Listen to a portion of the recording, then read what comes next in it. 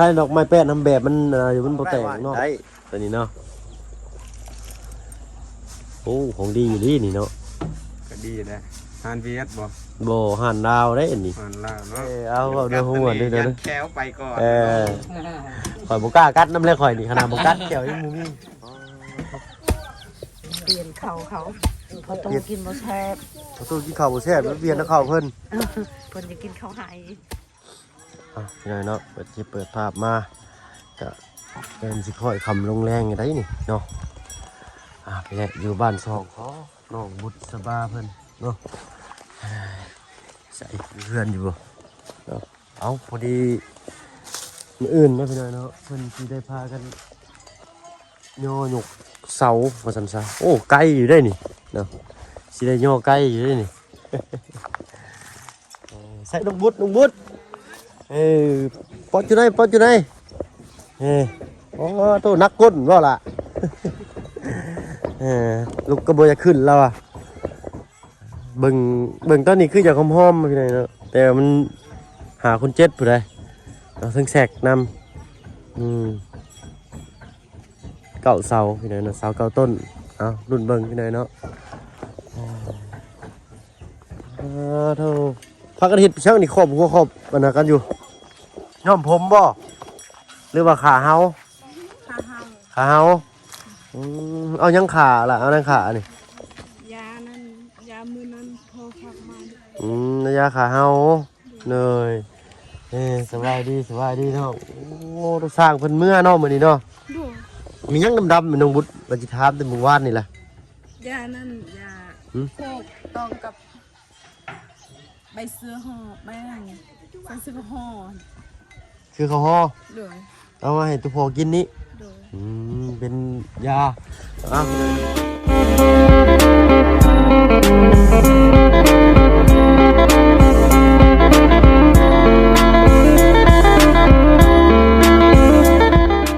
พี่น้องเด้อเนาะกับทักทายสบายดี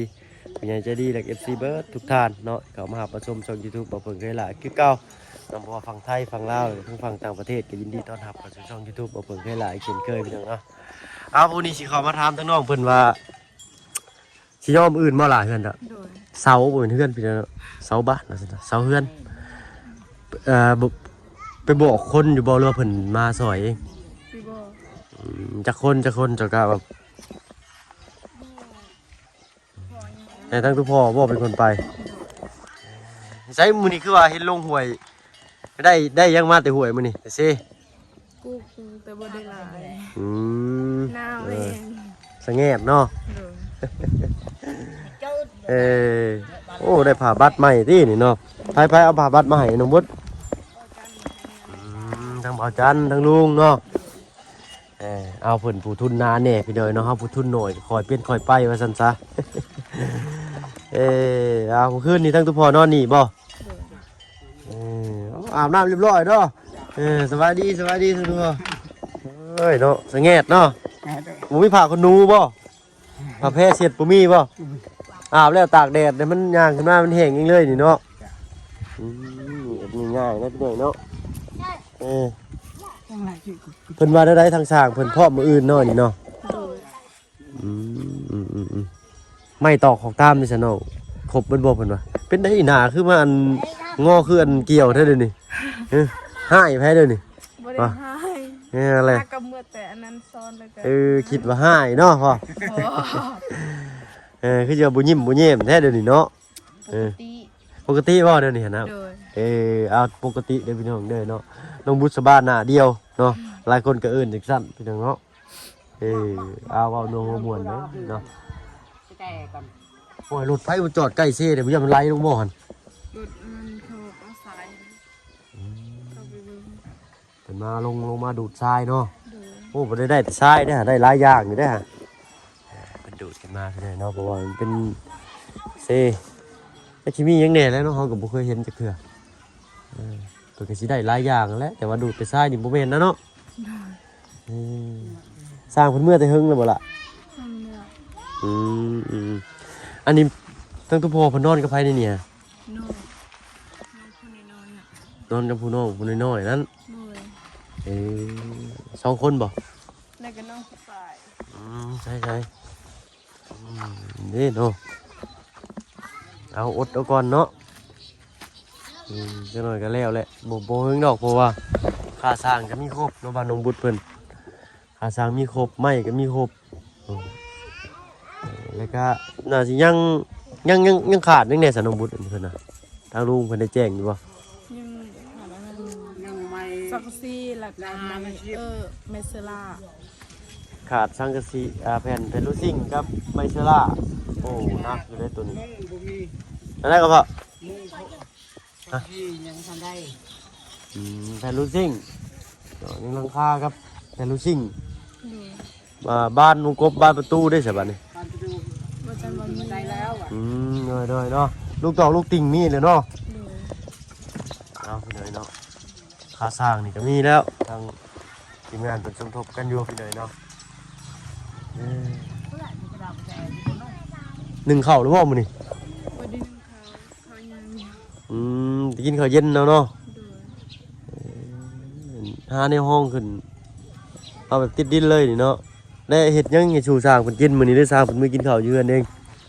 เราไม่ได้กินข้าวอยู่เรากินอยู่นี่ เพิ่นเนาะกินข้าวอยู่กันเพิ่นเองเนาะ ดู เอาเนาะทางน้องบ้านน้องบุตรเพิ่นก็ขาดเรือหลังคาแต่ก็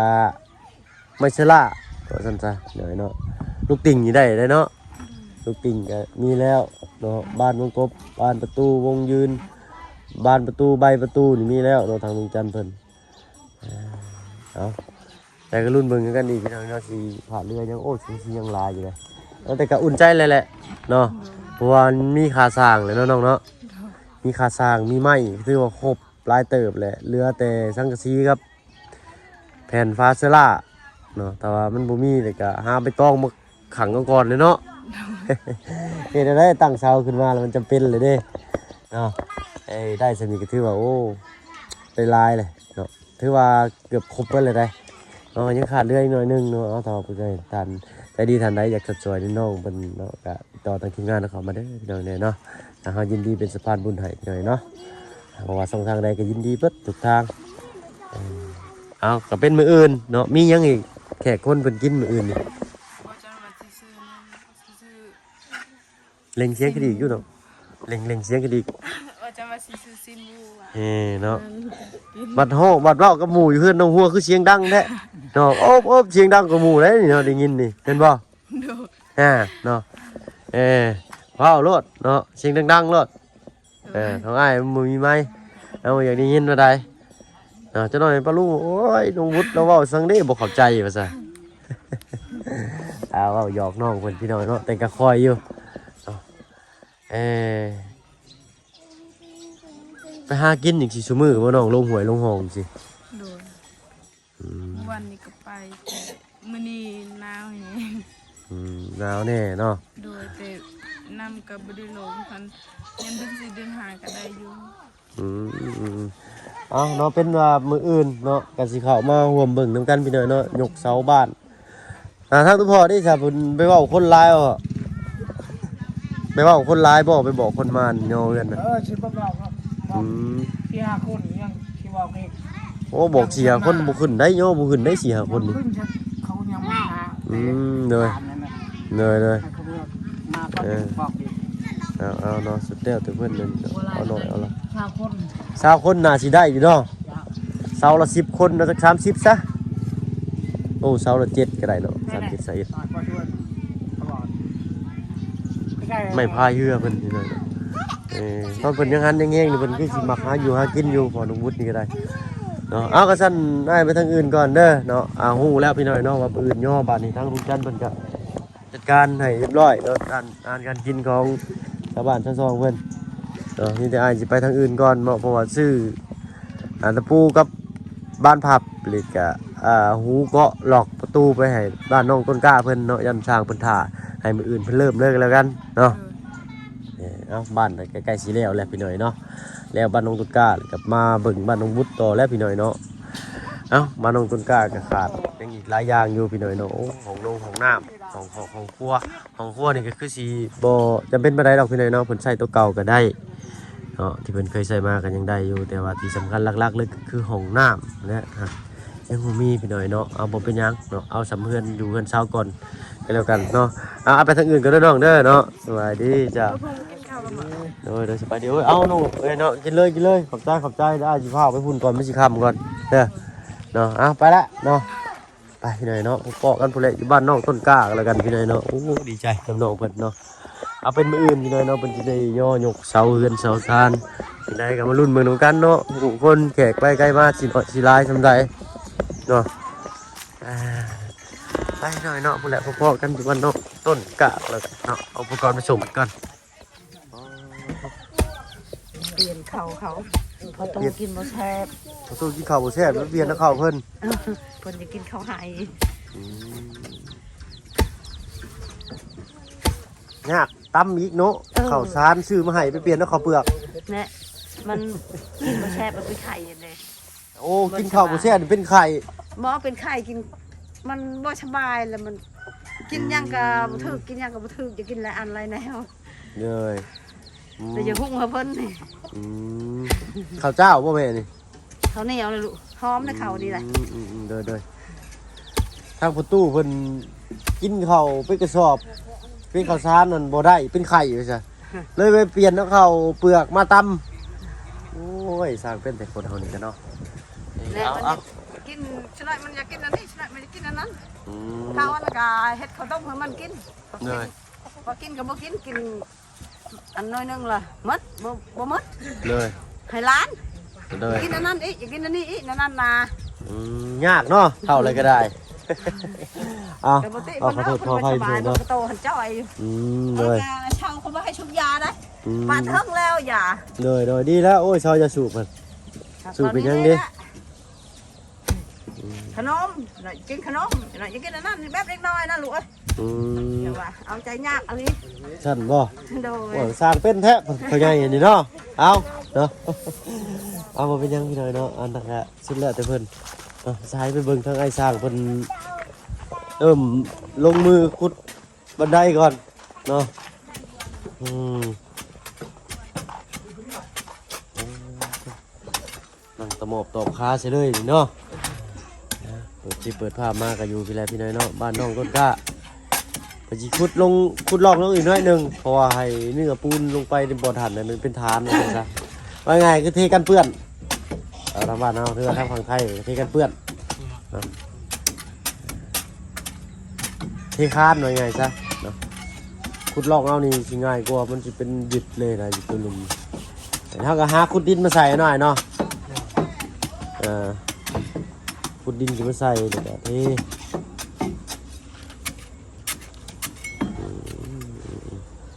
ใครดอกไม้แป้นทำแบบมันอยู่มันโปรแตกเนาะถ้าแบบอ่อนนี่แตกได้นี่เนาะเอาหน่อยกันน้องกันก็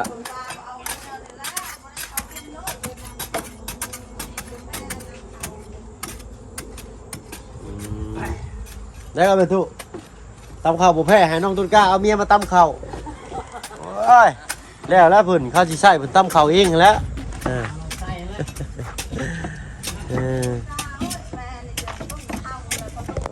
เอารถขี่รถละหมัดมาอย่างดีเนาะ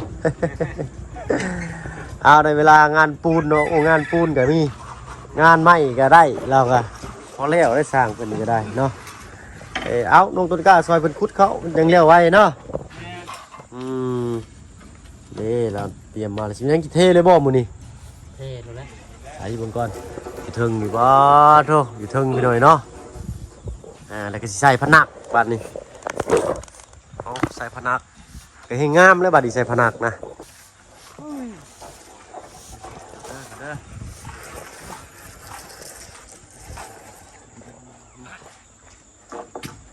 ปิดอีกครั้งนี่ก็เลยแล้วบาดลื้อโลด ลื้อเอาน้องต้นกล้าพักก่อนเดี๋ยวมาเอาอันนี้น้ำมันมาเอาสบายดีปลาลูกกันแน่สบายดี เลยมาพี่มาเอาอันนี้ไอ้สร้างเพิ่นเอาซื้อนี่เขามาอีกพี่ให้เพิ่นเบิ่งอยู่ฮะถืออยู่บ่ให้เพิ่นเบิ่งอยู่ถืออยู่บ่ เอามารอบนาตะปูทางบ่รถขาดจนเบิด ไอ้ตะปูตอกสังกะสีหั่นเด้ตะปูตอกสังกะสีที่ว่าเพิ่นลืมเลยกำมือเอากำมือเอาเองน่ะถอดออกได้ว่าได้ตัวนี้เนาะโอ้ของดีอยู่นี่เนาะ ก็ดีนะทานเวียดบ่ บ่หั่นดาวได้อันนี้ ทานลาวเนาะ แม่นจะ อืม ลื่นปื๊ดตัวนี้มีผักเหงื่อเล็กก็ดีพี่น้อยเนาะ คือจีน อันนั้นทุงโมเมนต์ทุงนั้นอันนี้ทุงอย่างอื่นเนี่ยเพิ่นยุบใส่ซื่อ อันนี้ใส่กุญแจไหม แม่นนี่ตัวหูพับใส่กระแจนี่มันบ้านพับเพิ่นเอิ้นเนาะ แม่ กาจังกากากับโก้บ่มวนก็บอกเอา งามตัวนี้งามแข็งเนียนหน้าดีพี่น้อยเนาะ แม่ของแท้แล้วนี่ ของแท้โลดเป็นบ่ กัดบ่เข้าหน่อยเนาะ เอาเด้อฮู้ว่าเด้อ ยั เด้อ ดแก้วไปก่อน ข่อยบ่กล้ากัดน้ำเลยข่อยนี่ขนาดบ่กัดแก้วยังบ่มี ในตู้พอตู้โอ้พยายามนะพอตู้ ว่าเราเนาะกันเล็กเข้าข่อยก็บ่อยู่กันเด้อข่อยก็ มาจบแจ ได้กุญแจกันไหนครับได้กุญแจปึ๊บป้าคนรักบ่ได้แล้วเดี๋ยวนี้เคยกุญแจเขาลาไปย่ามีกุญแจ เว้นหดงาน เหลือแต่ลูกเหลือแต่หน่วยกระแจบัดนี้ แม่น ถ้าเบิ่งนี้ก่อนเนาะพ่อบ่อ่านตะปูเป็ดซำนี่1โลตามเจ้าบอกหั่นแหละ คนละโลนึงเนาะ เลย เลยขอบใจละลาย ข่อยว่ามันสิพออยู่บ่โลหนึงนี่ตอกเล่ม2น่าสิพออยู่เนาะบ่พอก็บอกเด้อ เด้อ มันยังเหลืออยู่บ่สาตะปูบ่เหลืออะไรมันเนาะตะปูซิปมันผัดใหญ่โพด ใหญ่โอ้ แม่น เดี๋ยวตะปู10นั้นเบาเพิ่งซื้อมือก้อนมันคักเบาเพิ่งซื้อมันตุ้ยกี่ ใช่ เส้นมันเป็นบ่เป็นน้ำบ่เป็นหยังนะ คือเบาแท้นี่เนาะ แม่ คือแบบ คือแบบ คือตะกั่วฉุบเลยนี่เนาะคือตะกั่วฉุบขึ้นนี่ ต่อมันบ่เข้า มันเป็นได้นี่นี่ปกติมันนั่นบ่แม่นอันนี่เนาะ ปกติมัน หนัก ใช่บ่ ตะปูไปเชิงนี่คือแปลกแค่นี้เนาะ แม่ เราก็บ่เคยเห็นว่าตะปูนี่เบาจักตะปู คืออลูมิเนียมแบบว่าอลูมิเนียมแข็งอย่างไรพี่น้อยเนาะ เบิด จางเสียงกับบ่คือนี่ อืม มันเป็นอย่างนี้เนาะ แม่ ตะปูปลอมบ่บาดนี่มันโคตรบ่ให้เวลาตอกนี่ ก็บ่ได้คด บ่ได้โคตรเนาะมันเบาเนาะ วิธีเฮาสิลองเส้นเอาได้เฮากัดเบิ่งบ่แล้วนะ กัดเบิ่งบ่เอาน้ำไม่ค่อยเอาตะปูแปดมาเบิ่งอยู่อ่ะเอายืดตะปูแปดมาเบิ่งมาเทียบกันเบิ่งอยู่อ่ะมันสิต่างกัน ฟังแล้วปกตินั่นตะปู อันนี้ก็สิตอกดีอยู่ตัววะนี่ ตอกได้อยู่แต่ว่ามันคือว่ามันบ่คือ มันบ่งอแต่ว่ามันหักข่อยเบิ่งนี่เนาะ แม่นมัน คือกันบ่ แต่ จ๊ะ ปกติมันตะปู10ก็คือ คือ นี่แห ตัว ละ นี้เนาะ แต่มันเป็นแหลมๆนี่ แม่น อันนี้มัน ๆอันนี้มันเนียนเลยนะมันเกลี้ยงเลยนะจักเขาตอกบ่ซั่ง ใช้เบิ่งไงเบิ่งตัวนี้ตัวนี้ ตะปูนี่ตอกฟองน้ำแม่นบ่นี่ จังหวะเนาะนี่เอามางงกันในตะปูเอาไว้ตะปูแปดเนี่ยเอาไว้ตอก ปกติมัน เอา เนาะ ยังมันใส่ได้คือกัน โดย อันนี้ดิไอ้อย่าลืมใส่น้องเพิ่นเด้อ โดยใส่คือ ล็อกไว้แบบเปิดออกบ่ได้เพราะแห้งอย่างนี้ยากอย่างนี้เอาเบิ่งๆอยู่เลยเนาะออกมาสิเป็นหน้าตาเดียวใด อ๋อหรือคือเก่ามื้อแรกมื้อนี้นี่สิได้เทหน่อย แม่ ติดตั้งลูกติ่งใหญ่แล้วก็เทมื้ออื่นเนี่ยติดลูกติ่งน้อยติดผนังติดฝาบ้านโอ้เราเห็นแบบมิดชิดคักอีหลีได้เลยเนาะแบบเอาแบบเก็บทุกรายละเอียดอีหลีได้ เลยเดี๋ยวเก็บเงิน นี่เด้ไอ้สิแล้วแหละเหลือทางเดียวหน่อยหนึงเนาะทางนี้เอาปะเอาไปก่อนเอาใบตองปกเอาบ่ได้บ่ เอ้ยเด้นะครับเพิ่นเอาลงมาแล้วการเทียบเหมือนกันพี่หน่อยนะปล่อยได้เตะไม่เพื่อให้ได้กิ่งลงมานะย่านได้ข่อยประมาณไดกะเบิ่งเฮ้ยยิ้มเด้ เราต้องตอกตะปูไว้เนาะมันก็จะขึ้นพี่ได้พี่น้องตึ๊บทำไมนิ้วเรือผ่าเห็ดประตูต้องเอาปิ่นเขาในบ่ออายทางนี้ ให้ถอกนี่เจอน้องบักละไหนตัวนี้บักเอิ้นฮะบักละ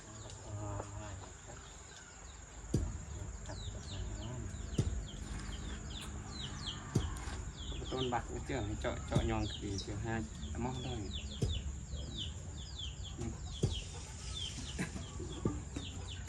นั่นแต่มันสูงคนบ่ ให้ถอกไปดี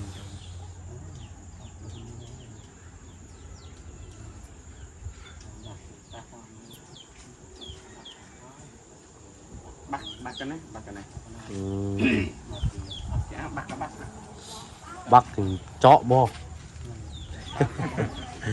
รัดเขานี้เราว่าน้ำบากเขายังบ่แล้วว่าไปตู้ผักก้อนเอ้ยเนาะตำเข่าสากกับซ้ำคนเลยสากก็ได้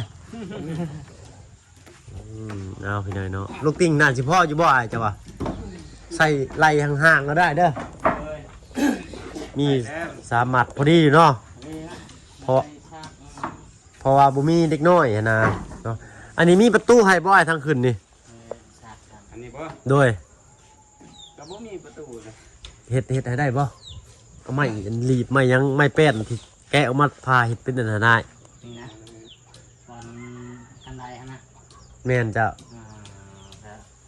เข้ามาเฮ็ดเฮ็ดเข้าให้กันนั่นแหละ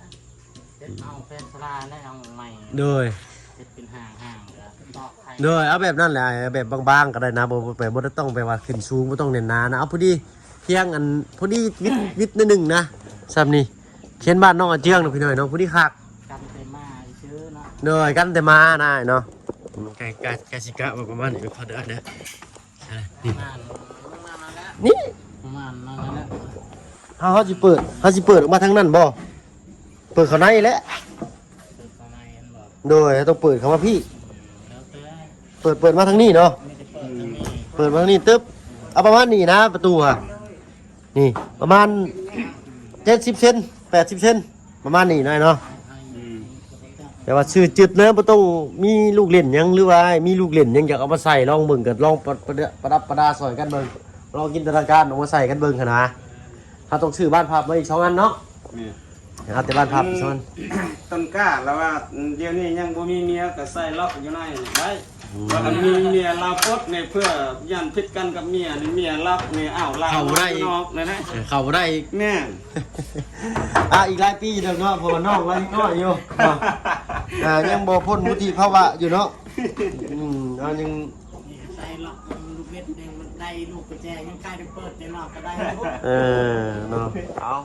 เอานัวหัวม่วนพี่น้องเอ้ยนี่แหละประมาณนี้น้อยหลังมาได้โอเคบ่ประตูประมาณ3นี้เนาะโอเคเปิดบ้านพับน้อยอีก2อันเนาะเปิดแอนออกมานี่ตึ๊บ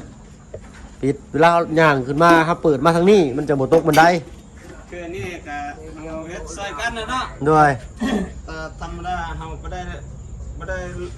รวมกัน โดยตัวนี้บ่ได้ร่วมกันโดย แต่เดี๋ยวนี้ก็ใส่กันนั่นแหละ ซอยกันเนาะ บ่าวเพิ่งที่ให้ใส่ก็ใส่กันนั่นแหละ โดยโอ้ขอบมุกขอบใจอ้ายหลายๆเนาะเอาเนาะงานเพิ่นก็เนียบยังใจดีแถมไปอีกบ่ธรรมดาพี่น้อยเนาะงามโอ้ยเป็นครั้งแรกเลยได้อ้ายที่น้องได้เฮ็ดอันนี้นะที่น้องได้เป็นคนแบบว่าเล่นเฮ็ดเล่นงานก็ถือทั้งไอ้ล่างเพิ่นก็โอ้ดีใจเนาะถือผู้มีฝีมือลายมืองามเนาะงานดีเอามีแต่สิไปทางอื่นต่อเด้อบัดนี้เด้อเอามีแต่ให้ทั้งต้นกล้าปักบ่เสียบปักให้เพิ่นแน่ เอาเนาะสมบูรณ์เลยบ่บัดนี้เอาเทเลยเนาะเลย ลงแล้วสบายมันแห้งแล้วก็จะเอาตั้งห่าง เทตักหินออกเพราะว่ามันเบิดแล้วก็สิตั้งห้างตั้งละก้านเนาะเอา เอาผมพ่อคลิปหน้าพี่น้องสลากกินนี่ทำมาเพิ่งน้องต้นกล้าขอตัวลำลาแล้วเนาะไปสบายดีไปแล้วประตูเด้อโดยโอ้ยเนาะอยากกินขนมเนาะเราก็ได้ไปแล้วประตูเด้อเนาะสบายดีเอาธรรมดาเลยเนาะคนบ่สบายเอาพี่น้อยเนาะผู้พ่อคลิปหน้าสลากกินนี่ทำมาเพิ่งขอตัวลาลงแล้วพี่น้อยเนาะอยู่ดีมีแรงเบิดทุกคนที่เขามาชมทาง YouTube บ่เพิ่งให้หลายคือเก่าสบายดีเจ้า